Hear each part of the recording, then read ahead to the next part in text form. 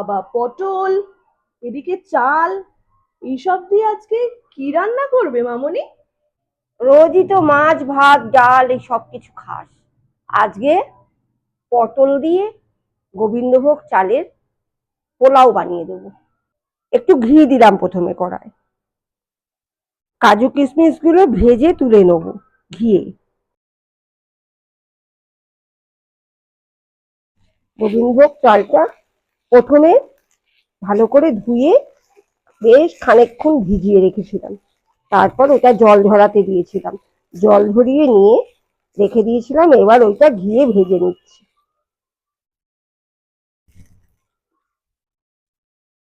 হয়ে গেল গোবিন্দভোগ চালটা ঘিয়ে ভাজা। এবার এটা তুলে রাখলাম। তেল দিলাম, তেজপাতা দিলাম, আর একটু গোটা গরম মশলা দিলাম। এবার পটলগুলো দিয়ে দিচ্ছি, একটু নুন দিয়ে দিলাম, হলুদ দিলাম।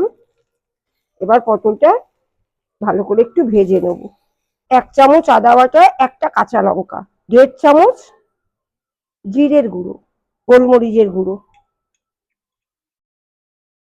তার জন্য। পটলটা বাজারে যেয়ে কিনতে হবে। পটল দু রকমের থাকে, একটাই দানা ভরা পটল থাকে, একটাই দানা ছাড়া পটল হয়। দানা ছাড়া পটলটা কিনে আনলে এই রান্নাটা ভালো হয়। চালগুলো দিয়ে দিলাম, ভাজা চালগুলো ভালো করে নেড়ে মশলা চাল পটল সব সুন্দর করে মিশিয়ে নিতে হবে। নিয়ে 1 মিনিট একটু নেড়ে মাপ মতো জলটা দিয়ে দিতে হবে। আর জলটা দিয়ে দিলাম, আবার একটু নুন দিলাম, যেহেতু চাল জল সব দিয়েছি তার জন্য। আর গরম মশলার গুঁড়ো দিলাম। দিয়ে